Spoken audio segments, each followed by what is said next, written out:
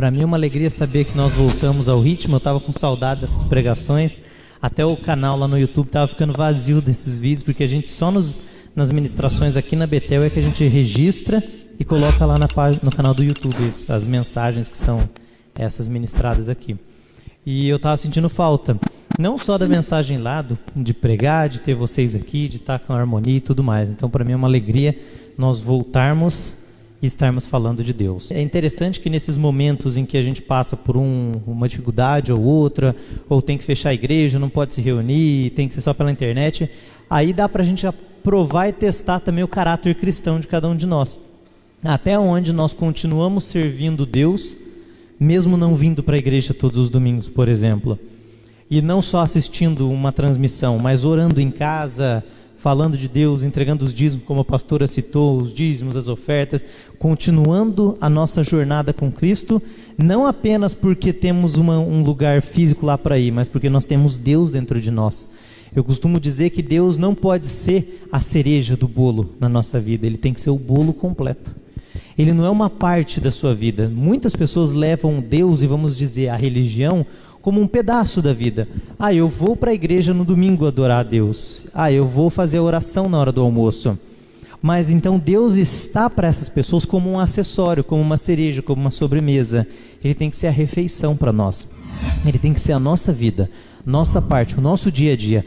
Amém que temos cultos, mas acima disso nós servimos a Deus todos os dias, em todos os momentos, como um testemunho. Apesar de com defeito e falhas, procuramos glorificar a Deus mais e mais. Até essa questão, defeito e falha, ela é importante, porque a nossa jornada com Deus, Filipenses 1,6 diz: estando certo disto, que aquele que começou a boa obra em vós, a aperfeiçoará até o dia de Cristo. Isso quer dizer que Jesus vai aperfeiçoando em nós, desde o momento em que a gente recebe Ele como Salvador, a obra de Salvadora, até o dia em que nós formos salvos. Portanto, aqui na terra nós não alcançamos um estado de perfeição. Quando você errar, a partir de agora, você pode lembrar que você é um ser humano. Bem-vindo à raça humana. Nós erramos, nós somos sementes do pecado. Romanos 5,12 diz que da mesma forma que o pecado entrou no mundo através de um homem, e a morte através do pecado, a morte alcançou todos porque todos pecaram. Então ninguém escapa. Quando você vê que você faz algo que não deve, que você pensa o que não deve, que você se distancia de Deus, que está mais fraco, ou deu uma fraqueza espiritual, lembra que nós somos quase como que um automóvel. Há um tempo atrás eu estava observando, eu estava ficando enjoado de ter que levar o carro para lavar. E se eu não levo o carro para lavar, o carro fica sujo. Então eu tenho que levar o carro para lavar. Mas eu queria que o carro não ficasse sujo, que eu pudesse usar ele. Antes, eu lembro que anos atrás, quando eu comecei a dirigir, eu pensava que quando chovia, limpava o carro. Daí eu ficava feliz na hora que chovia, mas eu descobri que suja mais ainda. Porque não só a poeira gruda tudo, vira uma bagunça. Quanto mais nós andamos e usamos o carro, mais o pneu gasta, mais ele suja, e de tempo em tempo você precisa levar ele no lava rápido para limpar o carro, lavar o carro. Às vezes você precisa trocar o pneu, às vezes você precisa trocar até a roda, você precisa trocar o sistema elétrico, e quanto mais velho vai ficando. Essa manutenção constante e mensal é basicamente como acontece na nossa vida. Isso já deve ter acontecido com você está um pico servindo a Deus, de repente você sente, eu tive um esfriamento. Isso aconteceu com a igreja, com as 7 igrejas que para quem João escreveu no Apocalipse. Ele disse, olha, eu sei que você tem esse empenho, mas você precisa voltar ao seu primeiro amor. Então nós estamos, às vezes, lendo a Bíblia, orando, participando da igreja, fazendo células e tudo mais, e de repente dá um esfriamento. Você fala, poxa, por que eu não estou mais igual eu era antes? Antes eu decorava versículo, antes eu lia mais, ou antes eu orava 2 horas, agora eu estou mais fraco. Antes eu ficava com vontade de ir para a igreja, ou fazia culto em casa. Lembra que nós somos como esse automóvel. Aquele que começou a boa obra em nós, a aperfeiçoará até o dia de Cristo. Então nós temos que ir para o lava rápido, fazer a limpeza e continuar a nossa jornada. Por isso não estranhe se de vez em quando o teu gráfico der uma caída. Claro que você tem que tomar cuidado, ficar alerta para ele não ir para baixo, para você não subir mais, mas é natural do ser humano que a gente vivencie momentos de mais dificuldade, momentos de mais alegria. A própria Bíblia diz que no tempo em Eclesiastes, no momento da adversidade, considera. e no momento da alegria, desfrute, goze do prazer que você está tendo ali com os teus momentos de felicidade, com o financeiro, emocional, espiritual, na tua família, com os teus negócios, amém, desfrute disso. Mas lembre que nós vamos ter alguns ciclos, algumas quedas em levantar e descer e subir. Por isso, a importância de estarmos firmes com Deus e atrelados a uma base sólida. Não adianta nada eu querer adorar a Deus, eu querer louvar, falar sobre Deus, pregar, ou então ir para o culto, assistir uma mensagem, se eu não tiver uma base para poder estar servindo a Deus, porque senão isso sim é provisório. Aí sim o gráfico sobe, desce e nunca mais sobe. Aí é um tanto preocupante, porque a gente pode até comprometer a nossa salvação. Como que a gente faz isso? Você já imaginou você entregar um desses celulares, desses smartphones de última geração para uma senhora que nunca mexeu em celular, analfabeta, que não sabe escrever, assina com o dedo na digital, e você dá um celular de última geração, um iPhone X não sei o que, o melhor, o top, o sistema, e ainda um computador junto com ela de última geração? Não vai ter utilidade. Ela não vai saber usar, ela não vai saber ligar, ela não vai tirar proveito daquilo, porque ela não tem uma estrutura para receber aquilo, por causa da criação, por causa da educação, porque ela não foi alfabetizada. Quando nós não temos uma base, uma estrutura para recebermos algo que estamos pedindo para Deus, Ele não vai nos dar, porque você não tem a base, a estrutura para receber. Eu não daria um celular para quem não poderia fazer uso dele. Deus, muito mais sábio do que nós, muito acima do que qualquer homem que você considere esperto, jamais entregaria para você um dom, um talento ou alguma coisa que você não saiba gerenciar. Tanto que na parábola dos talentos é dito que a cada um foi dado de acordo com a sua capacidade, em Mateus capítulo 25. Cada um de acordo com o que podia desfrutar. Se você tem um potencial para gerenciar um, então tá aí um. Veja que interessante, até para quem não tinha capacidade de administrar, foi confiado um talento. Então a todos nós, pelo menos o mínimo é confiado. Você e eu, todos nós temos alguma coisa que Deus nos deu. Começa pelo ar que respiramos, pela capacidade de raciocinar, de pensar, visão, outros talentos de música, de escrita, de desenho, com matemática, física, pregação, ensino, língua, seja o que for o dom e o talento que Deus te deu. Deus vai dando os talentos para nós, e olha que legal, quanto mais nós fazemos bom uso deles, mais Ele vai multiplicando. Tanto que aquele que ganhou 5, multiplicou mais 5, aí Ele falou, ó, toma daquele que tem 1 e dá para o que tem 5, que agora tem 10, então passou a ter 11, porque ele fez bom uso daquele talento. Então quando você faz bom uso do que Deus te deu, quando você vai preparando a tua estrutura, Ele começa a te dar mais, porque você começa a ter base, estrutura para poder receber. Não adianta você ter um trem que corre a 200 km por hora, mas o trilho suporta apenas 50 km por hora. O trilho vai estragar e o trem vai ser quebrado e destruído. Se você quiser um trem bom, você precisa preparar o trilho primeiro. Se nós queremos uma vida de Deus, com Deus, repleta de bênçãos em todos os aspectos, eu preciso preparar o trilho. Eu preciso preparar, como um outro pregador disse uma vez, os sistemas e estruturas da minha vida. Por exemplo, com contas para pagar. Eu já falei isso algumas vezes, mas é um exemplo bom e de fácil compreensão. Você quer que Deus te dê mais dinheiro, mas você não sabe quais contas você tem para pagar e você tem pago os boletos com atraso, com multa e com juros. Por que Deus vai te dar mais? Para você aumentar os multas e as multas e os juros? Você não tem um sistema, uma estrutura preparada. Agora, a partir dessa noite, você fala, não, vou fazer diferente. Agora eu vou comprar uma pastinha, um arquivo, ou uma organização lá no computador, e eu não vou mais pagar juros com boleto com atraso. E agora eu vou organizar tudo que eu estou devendo e vou descobrir o que eu estou devendo, porque eu, na verdade, nem sei o que eu estou devendo. E eu vou tirar meu nome do protesto, eu vou limpar, eu preciso me organizar. Agora você está preparando teus sistemas e estruturas para poder receber mais de Deus. Pedi e dar-se-vos-á, buscai e encontrareis. Então é uma jornada constante. Às vezes você vai dar uma sujada no carro, aí você vai no lava rápido e limpa. O que é o lava rápido? É o teu tempo com Deus, é um momento de arrependimento, é a hora que você dobra o joelho e pede perdão pelo que você fez. É aquele momento que você toma uma iniciativa de iniciar mais uma vez e falar, não, vou fazer de novo, vou tentar mais uma vez, apesar de eu ter tido um fracasso antes, eu não perdi, porque maior é o que está comigo do que o que está no mundo. Esse é o momento em que você vai para o lava rápido, é a hora que você renova o teu entendimento, é a hora que você corre atrás do pastor e fala, pastor, eu estou com uma dificuldade, isso aconteceu. Você tem um fôlego e você renova. E isso é importante para nós mantermos a nossa vida junto com Deus, mesmo que com momentos de dificuldade. Agora existe um desafio ainda maior do que esse, e é disso que eu vou tratar de forma bem breve hoje. Nós, como cristãos, temos um dever que vai um pouco além da liberdade que o próprio Deus nos concedeu. Nós temos liberdades em Cristo. Tudo me é lícito, mas nem tudo me convém. Tudo me é lícito, mas nem tudo edifica. O apóstolo Paulo, ele retrata, e nós, quem trouxe a Bíblia, se já quiser abrir, abre em 1 Coríntios capítulo 9. 1 Coríntios capítulo 9. O apóstolo Paulo, ele retrata, e você vai ver nos versículos que nós vamos ler, a existência de uma liberdade para você e para mim, que muitas vezes não deve ser utilizada. Ele mesmo fez isso. Ele mesmo sendo livre, ele disse que se fez como judeus para ganhar os judeus, como gentil para ganhar os gentios, fez de tudo para ganhar todos, para de alguma forma levar as pessoas para o reino de Deus. É de alguma forma nós cooperarmos para o evangelho. Tem coisas que não é pecado, mas que para você pode ser pecado. E isso depois a gente não vai afundar nesse assunto, mas está lá em Romanos 14. Se você ler o capítulo inteiro, você vai perceber isso. Às vezes você olha e fala: para mim comer carne não é pecado, mas escandaliza o meu irmão, então eu não como carne. Ah, para mim eu entendo, eu li a Bíblia lá, eu achei que tatuagem não é pecado, mas escandaliza o meu pai, minha mãe e a igreja inteira. Então a partir daquele momento se tornou pecado. Isso não é viver debaixo de legalismo, mas é evitar destruir, como o apóstolo Paulo descreve, a fé de um irmão em Cristo e impedi-lo de alcançar o céu.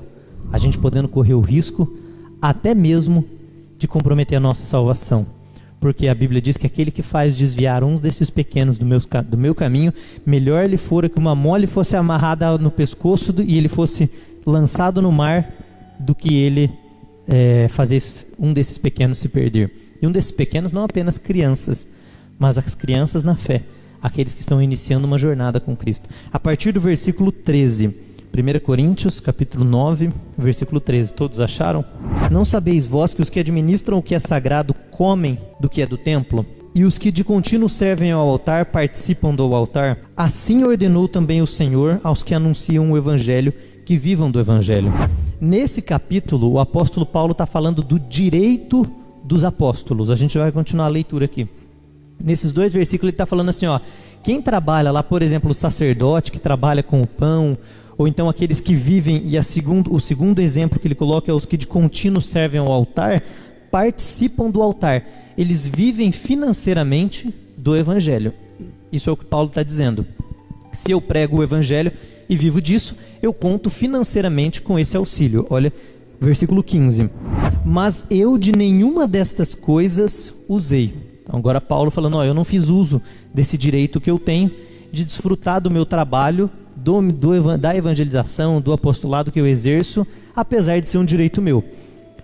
Aí na sequência, e não escrevi isto para que assim se faça comigo. Também não estou dando indireto em vocês aí, pode ficar tranquilo. Isso é Paulo escrevendo para os coríntios.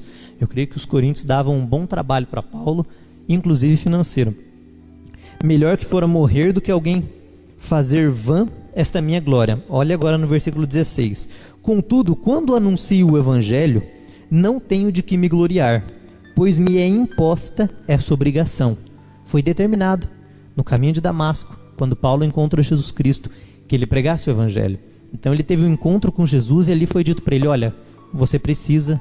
Ele, olha, o que você quer de mim, Senhor? Ele falou, você prega o evangelho. O apóstolo Paulo recebe aquela ordem, aquela obrigação e decide obedecer e ir pregar o evangelho. Aqui ele está se referindo a isso, ele está falando assim, contudo não anuncio o evangelho, quando anuncio o evangelho, não tenho do que me achar, ou falar, ó, estou fazendo uma dádiva, algo bom, ó Senhor, como eu sou bom, porque isso é uma obrigação que me foi imposta. Ai de mim, se não anunciar o evangelho. Aí o versículo 17, nós vamos ler só o 18 e 19 daí. Se o faço de boa vontade, terei recompensa. Em algumas traduções você pode até ver, não sei se na sua NTLH ou alguma versão, vai estar serei pago por isso. Ele está querendo dizer assim, se eu fizer de boa vontade, eu posso receber minha recompensa aqui, ir lá pregar e receber a remuneração financeira por isso. Mas se de má vontade, apenas desempenho um cargo que me foi confiado.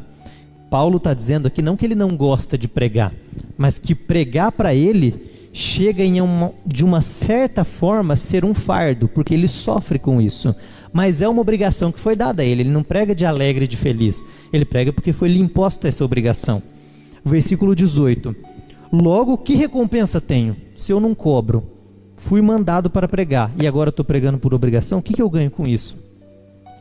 essa é a recompensa, é que, evangelizando, proponha de graça o evangelho para não usar do direito que ele me confere. E dá uma sublinhada nessa palavra aí na sua Bíblia, do direito que ele me confere.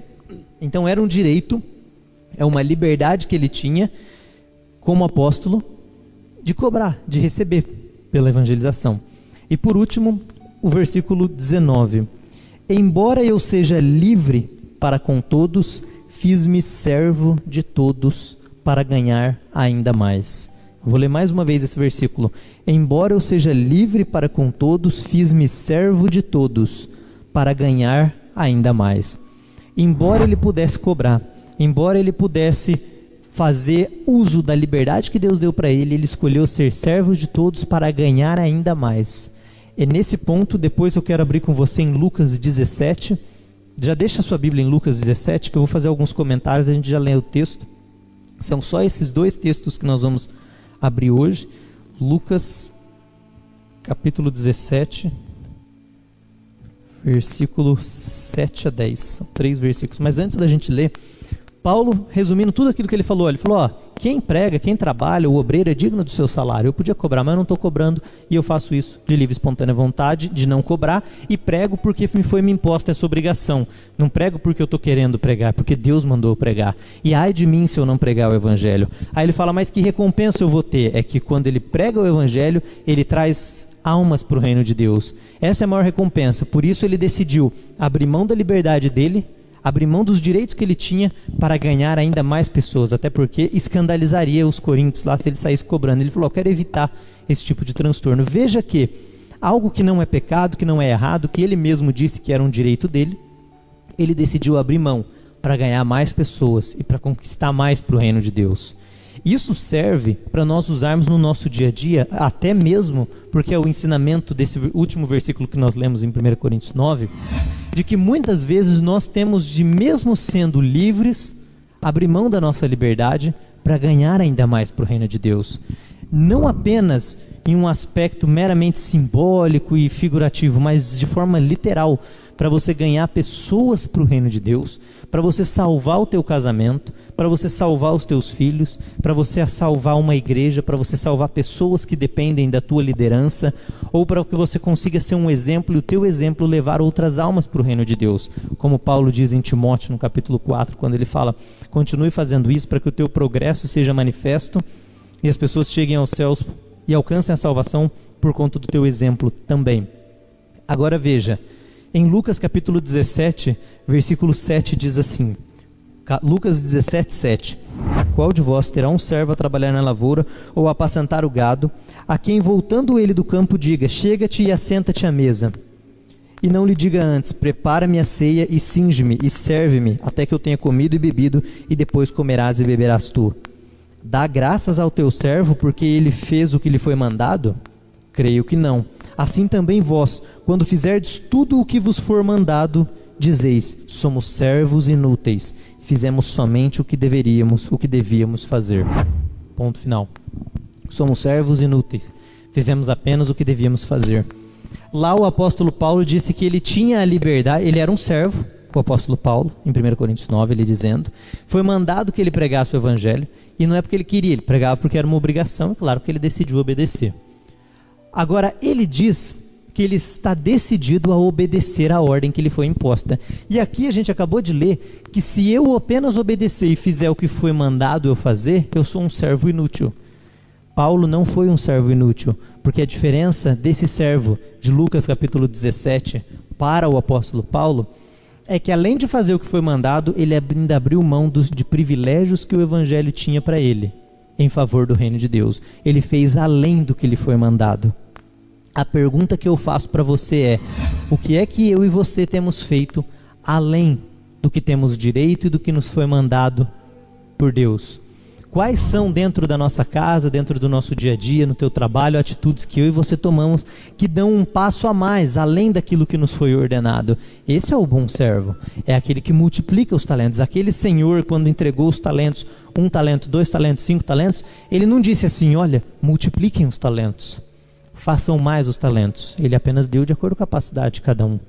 Aquele que é um bom servo, fez o quê? Pegou o talento dele, e a mesma expressão utilizada, servo inútil, em Lucas capítulo 17, nesse último versículo 10, é a mesma expressão usada em Mateus 25, lá no versículo 30, quando diz servo mau e inútil, é aquele que escondeu aquele único talento e não fez uso dele, porque ele não fez além.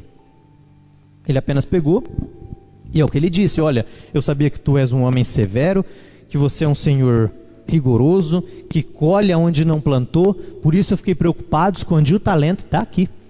Eu não desobedeci nenhuma ordem sua, servo mau, vai ser lançado com os atormentadores. E essa é uma parábola, é uma analogia que Jesus está tratando com relação ao reino dos céus, ser lançado com os atormentadores, onde haverá pranto e ranger de dentes. Ele está tratando do inferno. Quando nós não usamos os talentos que Deus nos deu, quando nós rejeitamos o que Deus colocou em nós, especialmente na evangelização, nós corremos um risco de estar negando a Jesus aqui na terra. Porque se eu tenho vergonha de falar dele, tenho vergonha de proclamá-lo, eu estou negando a Jesus. Jesus diz que aquele que me negar aqui na terra, eu também o negarei no reino dos céus.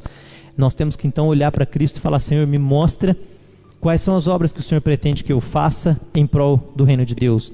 Não obra de ser bonzinho, ser legal, ajudar os pobres, não isso. Isso já é uma obrigação nossa. Em Isaías, Jesus deixa claro, Deus deixa claro quando ele diz: ajudar o pobre, o oprimido, o órfão, a viúva, tratai da causa de todos eles. Se quiserdes obedecer, comereis o bem dessa... Isso já é obrigação do cristão. Mas é o que nós estamos fazendo em prol do crescimento do evangelho, para que mais almas alcancem o reino de Deus.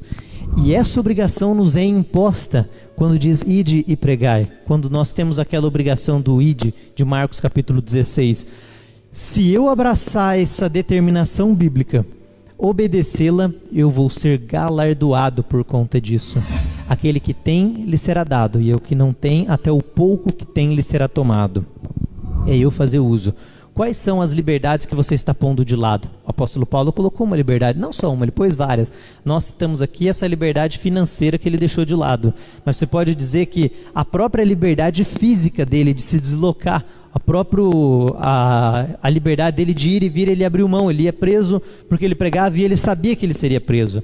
Quando ele foi para Jerusalém, ele foi avisado que ele seria preso. Ele falou: não, eu estou pronto a ser preso, eu estou pronto a morrer. Eu estou pronto a qualquer coisa para pregar o reino dos céus. Quais são as liberdades que a gente abre mão? José abriu mão de um prazer junto com a esposa de Potifar quando ela veio atormentá-lo, para preservar a vida dele com o Senhor. Veja que essa liberdade que José abriu mão trata-se de um pecado. A que o apóstolo Paulo abriu mão não é um pecado. Quando ele diz assim: olha, eu estou pronto até ir para a cadeia. Não é pecado ele continuar andando e evitar ir para a cadeia. Mas ele decide, mesmo algo que ele poderia ter, abrir mão de ter.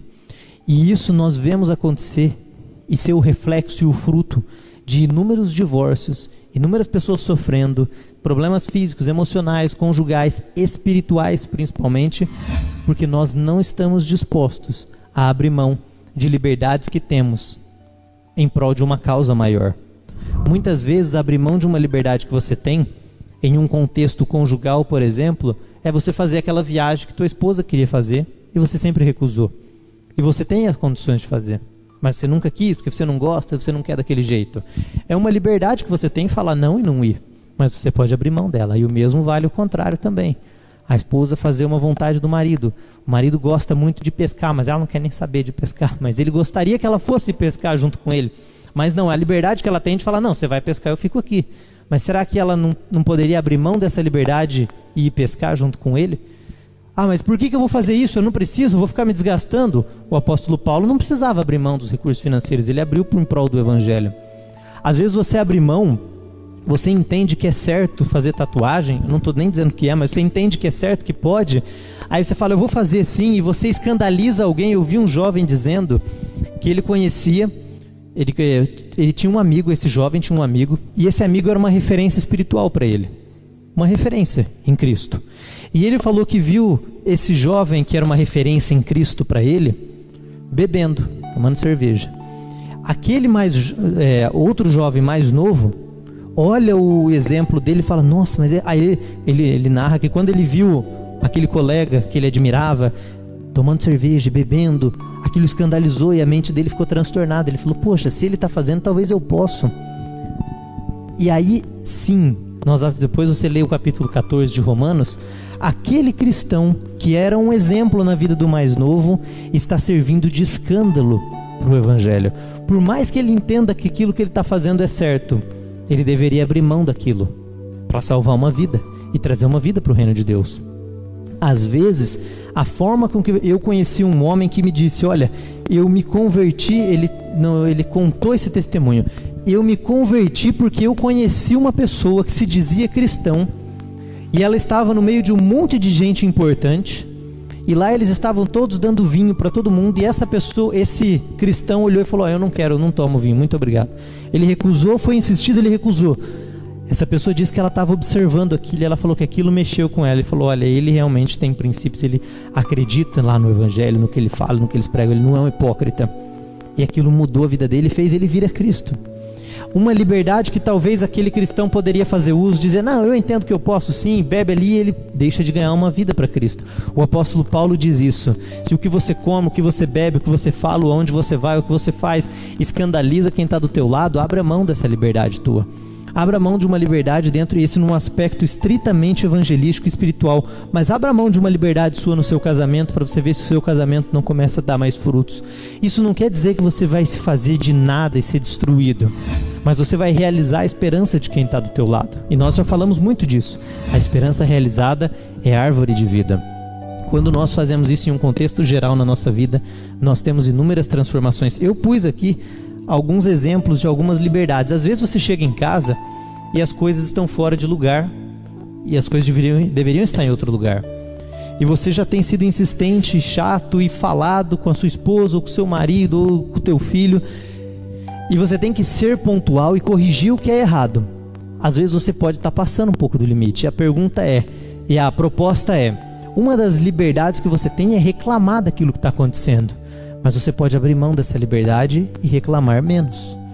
Como é bom, a Bíblia diz que assim como água fresca para uma garganta sedenta, é a boa notícia de uma terra distante. Como é bom alguém que traz notícias boas, que fala coisas boas, que propõe soluções, que propõe meios de escape.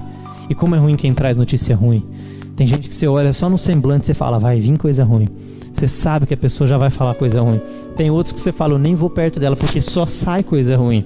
Não é agradável, mas é gostoso você estar perto de quem fala o que é bom, de quem te faz, coloca para cima. Isso é como maçãs de ouro em salvas de prata, é a palavra dita ao seu tempo, quando você dá uma palavra certa no momento ideal.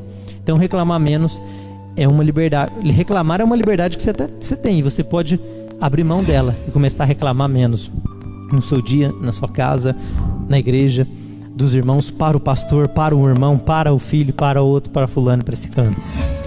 Fazer aquela viagem, que é o exemplo que eu já dei. O terceiro, abraçar mais. Você não é obrigado, mas você pode fazer uso disso. Fala, quer saber? Eu vou abrir um pouco mão desse meu jeito, assim, fechado, e vou abraçar mais. Tem mulheres que se você só der um abraço nela, você conquista ela por uma semana inteira. E também tem homem assim também, viu? Tem uns homens que são bem, que gostam de um carinho. Claro, isso até, eu acho que eu já até citei outra vez. Se você quiser, leia um dia aquele livro, As 5 Linguagens do Amor. Ele trata bem de todos esses assuntos. É um especialista em casamento, é bem legal. Alguém aqui já leu esse livro? É bem, Joaquim já leu, entende mais ou menos o que eu falei aqui. Mas quem não leu, o pastor tem o livro aqui na igreja? Tem, ó, quem quiser o pastor tem. Quanto que tá? R$100, 150? Tô brincando. R$25, bem mais barato que uma bota, né, pastor? Que um óculos novo, um terno, um sapato, uma roda do carro. Ó, R$25 é tão barato, você compra R$25. Você paga pouco, você aprende tanto, você transforma o teu casamento, você até ganha mais dinheiro depois você comprar tuas botas, ou o teu carro, ou trocar de casa, ou alguma coisa assim. Abrir mão de lucro para tempo com a família. Às vezes você pode estar trabalhando um horarinho extra, mas você fala, não, quer saber, eu vou abrir mão dessa minha liberdade para empenhar um tempo maior junto com a minha família. Não beber, mesmo que você acha que pode. O outro exemplo é o da tatuagem. E por fim é ceder mais. A mensagem é essa, é nós abrirmos mão de nossas liberdades em prol do reino de Deus. Com isso, você vai estar preparando o trilho do trem. Você vai estar aprimorando o trilho para receber um trem maior. E Deus vai falar, você foi fiel no pouco, então no muito eu vou te colocar. Você me honrou aqui, então você vai ser colocado aqui. Isso funciona em qualquer aspecto da sua vida, desde o mais simples com o teu filho lá na tua casa, até os mais complexos problemas que você pode estar enfrentando no teu casamento, na tua empresa, ou para trazer alguém para o reino de Deus. Em um processo de evangelização, você ganha almas fazendo isso. Eu citei aqui 2, 3 exemplos. Se você aplicar isso dentro da tua empresa, você também conquista mais clientes. Tem empresas que abrem mão do lucro para satisfazer e deixar um cliente satisfeito. Você produz mais com isso.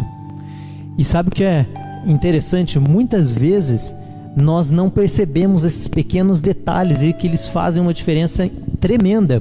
Eu vejo isso. Muitos ímpios, eles entenderam esse processo. Por isso que Jesus diz em Mateus 16 que os filhos das trevas, em Lucas 16, que os filhos das trevas são mais sábios do que os filhos da luz. Os filhos das trevas, muitos deles, e quando a gente diz filhos das trevas, é aqueles que não fazem parte, vamos dizer assim, do grupo cristão que será salvo, daqueles que estão dispostos a serem salvos, a pregar, a falar de Deus. Muitos dos que rejeitam a Deus e até ateus, eles entenderam bem isso. Você às vezes liga em uma empresa que tem um bom atendimento, você tem vontade de voltar lá. E você vai ver o dono da empresa não é cristão, pode ser ateu, mas ele te atende bem. O funcionário sorri, tem empresas que ensinam, e isso funciona, que você precisa sorrir até quando você está falando pelo telefone com alguém, com o seu cliente. Porque quando você sorri, você manda um monte de mensagem para o teu corpo dizendo um monte de mensagem de felicidade, coisa boa, de alegria, de motivação. Então a forma de você falar, o que você vai falar e o que você vai pensar já muda, porque você já está feliz. A mensagem é positiva, então os pensamentos tendem a serem positivos. Por quê? Por causa de uma decisão. Então é uma liberdade. Eu não precisava fazer isso, mas eles abriram mão de uma pequena liberdade dessa. Fala, não, você dê um sorriso enquanto você está atendendo. Mesmo quem não é cristão aplica esses princípios cristãos e eles funcionam para o crescimento da empresa. E muitos cristãos não estão fazendo isso. Anteontem eu fui em uma loja de um cristão e eu fui mal atendido pela pessoa que também é cristã. Eu conheço, não vou falar quem, mas eu fiquei pensando, como que nós pedimos que Deus multiplique os nossos talentos se nós não estamos dispostos nem a atender um cliente em uma loja? Se você está ali, você pede mais, quer ganhar mais almas, quer transformar a vida, quer ganhar mais dinheiro, quer a família abençoada, mas você parece um gorila atendendo a pessoa que está ali na tua frente. Nem fala direito, trata mal, como se a pessoa estivesse fazendo um favor para você de estar ali. Você está pagando. E acontece muito isso. Nós, quando deixamos de aplicar pequenos princípios bíblicos, nós vamos destruindo nossa vida aos poucos. Isso quer dizer que a gente é perfeito? Não, eu também erro, eu também falho e muito. Provavelmente mais do que muitos e todos aqui.